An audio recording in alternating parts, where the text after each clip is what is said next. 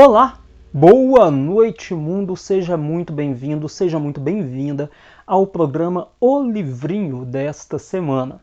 Conforme prometido, no programa de hoje eu vou falar sobre Bodas Obscuras, o meu segundo livro, o meu primeiro romance publicado, um romance policial.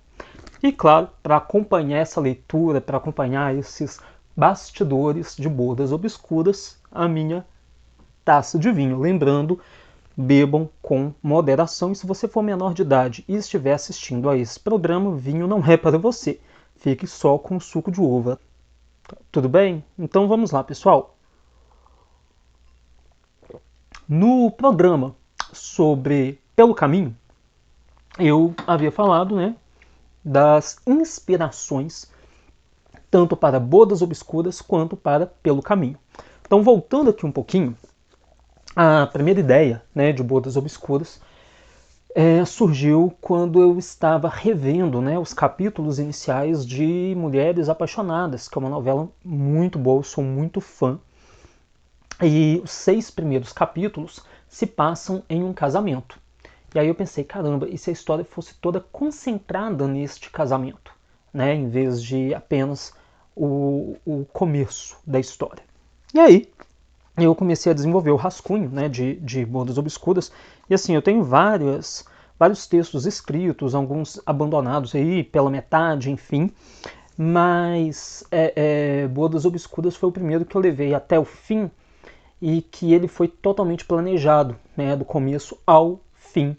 Eu, se não me engano, eu escrevi até o 5º capítulo, e aí, a partir de então, eu fiz uma mini sinopse de cada capítulo, que aconteceria em cada capítulo. São 48 no total, E é claro que muitas vezes algumas coisas são antecipadas ou então são adiadas e tal, mas eu fiz esse mini resumo, essa mini sinopse do que aconteceria em cada capítulo. Um outro cuidado que eu tomei é que como são 48 capítulos, a história ela se passa num período de 24 horas.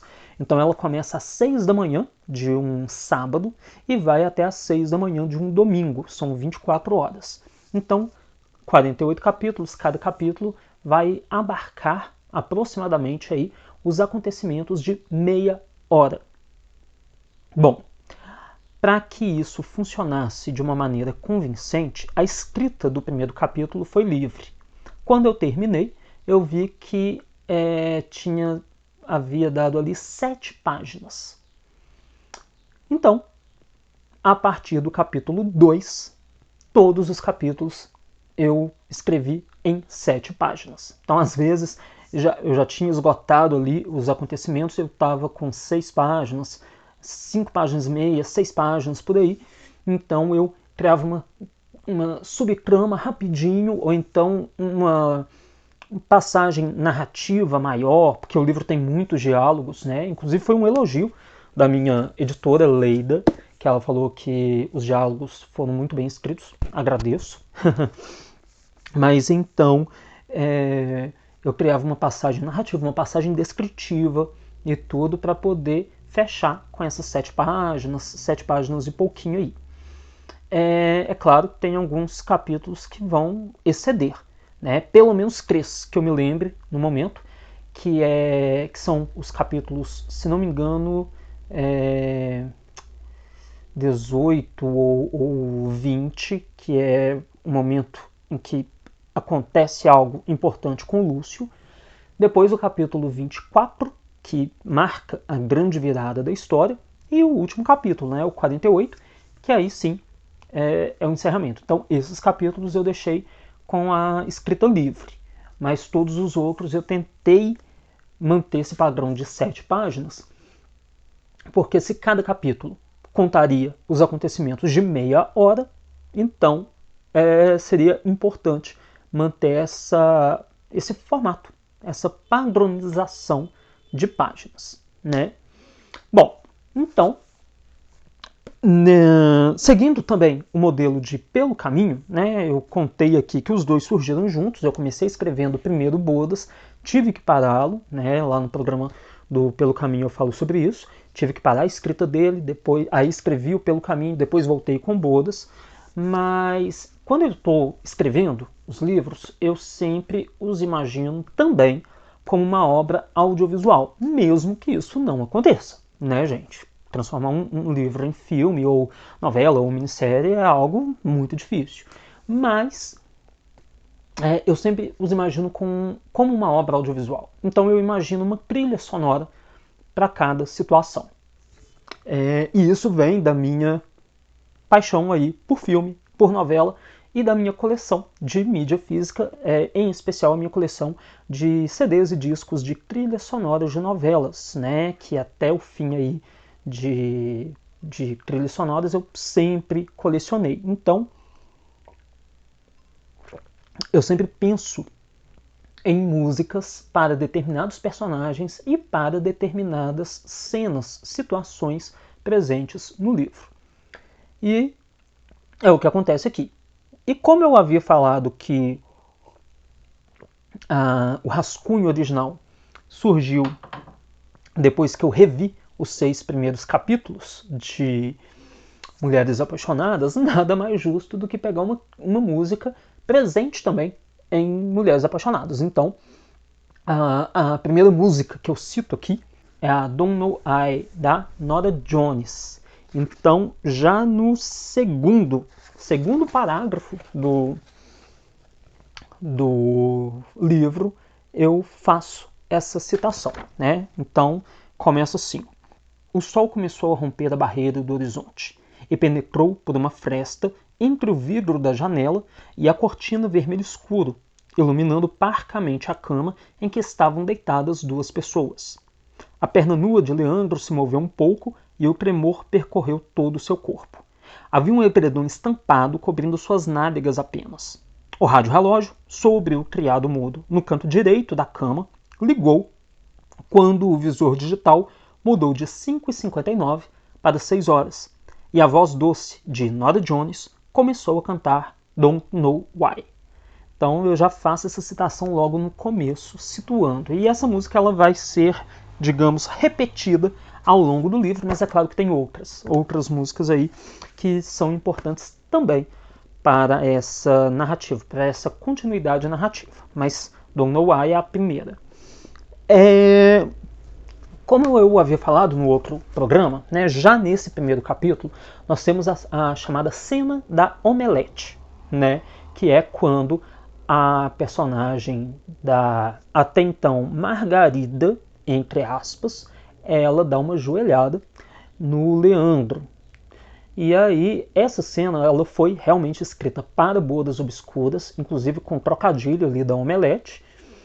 E quando eu estava escrevendo o Pelo Caminho, né, ele sairia antes do Bodas, eu adaptei essa cena para lá. Né? Então, realmente, essa cena originalmente ela é de Bodas Obscuras e eu acabei reutilizando Pelo Caminho, porque é uma cena que eu acho muito divertida e tal, e eu acho que combinou também com os personagens Lucas e Ricardo. Então, eu utilizei lá. Depois, é claro, né, eu não ia apagá-la daqui. Ainda, né, o nome dos personagens Ricardo e Fabrício, eles são originais daqui também. Ricardo é um nome que eu acho muito legal, eu gosto da sonoridade do nome para personagens, e aí eu acabei reutilizando lá em Pelo Caminho, tanto Ricardo quanto Fabrício, mas eles foram criados para cá. Não são os mesmos personagens, são pessoas totalmente diferentes, mas eu criei os personagens para cá e depois só reaproveitei o nome lá em Pelo Caminho. Bom, e é um romance policial. Eu queria vendê-lo, inicialmente, como um drama, e aí quando as pessoas estivessem lendo lá na metade, teriam essa surpresa do romance policial. Até que ponto isso daria certo? Não faço ideia. O problema é você criar um título que seja adequado tanto para drama quanto para romance policial. Então eu comecei a pensar, só me vinha à cabeça Bodas, né, devido ao casamento. E aí, Bodas de sangue já existe, bodas não sei o que já existe, bodas, acho que até bodas sangrenta já existe. E aí veio o acaso, né, o destino. Numa bela noite, eu já estava com mais da metade do livro escrito. Eu sonhei com uma tia minha e ela, no sonho, falava, né, pessoas obscuras, festa obscura, bodas obscuras. Puf! Eu acordei com um nome na cabeça e falei, caramba, vai ser bodas obscuras. E aí, para agradecer a minha tia, eu transformei o detetive, que até então não tinha entrado na história ainda, né? Mas eu já ia escrever, já ia fazer essa entrada dele. Eu transformei o detetive em a detetive e batizei o a detetive com o nome da minha tia. Então, Ana. Mas é isso. Então foi meio que por acaso, assim, o título foi um sonho que eu tive e, pof, tá aí o título Bodas Obscuras. Bom, aí é claro que com um título desse não dava mais para vender como um drama, né, um romance policial disfarçado de drama. Então já assumi logo, gente, é romance policial, vai ter morte, vai ter tiro, vai ter tudo. Porque não dá mais, Bodas Obscuras não é um dramazinho estilo Pássaros Feridos. É coisa pesada mesmo. Então eu peguei firme aí. A partir. Bom, mas a história ela vai ter muitas cenas dramáticas e cenas com um teor sexual mais forte até a metade, né? Até mais ou menos o capítulo em que o Lúcio sofre um atentado. O personagem Lúcio vai sofrer um atentado. E a partir deste capítulo, aí sim as coisas ficam muito sangrentas, porque aí a gente tem atentado, a gente tem assassinato, a gente tem tudo. Então, o pessoal começa a morrer, abre uma porta, tem um cadáver na escada. Então, assim, a partir da metade, né, eu costumo brincar que o Bodas Obscuras até o capítulo 24 é a subida da montanha-russa. A partir do capítulo 24 é a descida da montanha-russa com loopings e loopings e loopings, e o trem é uma loucura, porque é carnificina total, né? E foi uma escolha mesmo eu ter feito isso. E é uma... Parecem que são dois livros, né? Eu, como autor, falo muito isso. A partir do capítulo 25, né, até o capítulo 24 é uma história. A partir do capítulo 25 tem tanta reviravolta ali que parece que você está lendo um outro livro. Os personagens que você amava, você passa a odiar. Os personagens que você odiava, você os odeia ainda mais. E é isso. E nós temos uma segunda trama muito maior na segunda parte, com a personagem Ana, o personagem Bruno e outros personagens que vão aparecer de acordo com a necessidade, que ganham uma história só deles ali. Então tem muita coisa acontecendo, muita coisa mesmo. Falando mais uma vez da trilha, então eu cito músicas como Da Cor do Pecado, na voz de Luciana Mello, In The Mood, vários outros aí que vão aparecendo em decorrência da necessidade, tá? Então eu vou citando aí. O cenário principal é uma fazenda, né, que fica na região metropolitana de Belo Horizonte, e os cenários secundários incluem aí passagens por Vespasiano, Belo Horizonte e Lagoa Santa, né? Então a gente tem ali alguns pontos não tão específicos como era no Pelo Caminho, mas ainda assim na região metropolitana de Belo Horizonte. Foi um livro que me deu, assim, um prazer imenso em escrever. Ele começou, né, a ideia surgiu pouco antes da pandemia, ele começou a ganhar forma durante a pandemia, parou e foi publicado após a pandemia. Então foram 3 anos de produção. É um livro de 410 páginas. Foi publicado pela Páginas Editora, que agora se chama Literíssima Editora, aqui de Belo Horizonte. Então, assim, a publicação ficou lindíssima. A arte, tanto a arte da capa quanto a arte interna mesmo do livro, é muito bonita. O pessoal caprichou demais. Olha isso aqui, quer ver? Olha que beleza, gente, é muito bonito mesmo. Eles fizeram um trabalho essencial, tá? Tiveram todo o cuidado. E com esse livro, eu conquistei um pouco mais de reconhecimento literário. Algo que pelo caminho havia aberto as portas. O Bodas, ele foi lá, pelo caminho abriu uma frestinha da porta. O Bodas foi lá e escancarou essa porta. Por quê? Eu consegui lançá-lo no Café do Palácio das Artes, em julho do ano passado. E aí, uma semana depois, eu estava em Ouro Preto, lançando. Depois, alguns meses depois, eu estava na Feira Literária de Tiradentes, conversando com escritores assim de todo o estado, de todo o país. Participei de uma mesa com o Arthur Laiso, que é um mestre da escrita. Depois eu fui para o CCBB, né, para uma feira literária de Belo Horizonte. Esse ano eu já fui para um espaço, para uma feira literária dentro da UFMG. Então, assim, é um livro que me abriu muito as portas, muito mesmo. Então eu tenho todo o carinho do mundo pelo Bodas. Ele, para mim, é um filhão, assim, que chegou e acabou me inspirando, né, a escrever mais, que é o meu projeto novo, que está lá no Apoia-se, que você também, claro, pode apoiar. Então, resumindo a história, né, o Bodas Obscuras é isso. É essa alegria aí mesmo de que me ocasionou. E ele é um romance policial clássico com direito a uma detetive fantástica, com direito a assassino ou assassinos ou assassina, não sei, não posso falar, não vou dar spoiler do meu livro, mas assassinos totalmente insanos ali, querendo a todo custo se livrarem, né, de problemas. E é um livro que me deu muito prazer mesmo. Claro, recomendo demais a leitura. A sinopse, né, oficial é a seguinte: Leandro e Amélia se amam e vão se casar.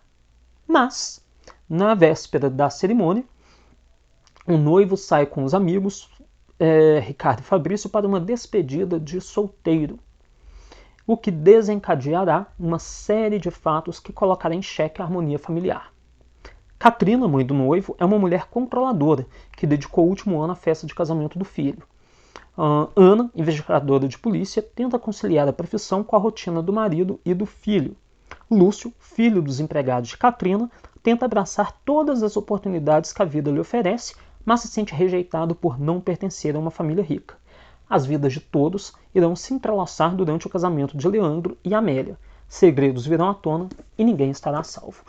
Então, assim, tem muito pano para manga, são inúmeros personagens que vão se cruzar ali, tá? Alguns morrem, outros não. Tem os secundários que desempenham um papel também principal em alguns momentos, assim como a Maria Tabuleiro. Aqui eu gosto muito da Carla Guiar, que é uma estilista de alta costura belo-horizontina e que, né, aparece nessa história. Então, sim, é isso. Esses personagens, então, eles vão se cruzando ali em algum momento, entram e saem da história. Alguns podem até abrir portas para uma possível história independente, não sei.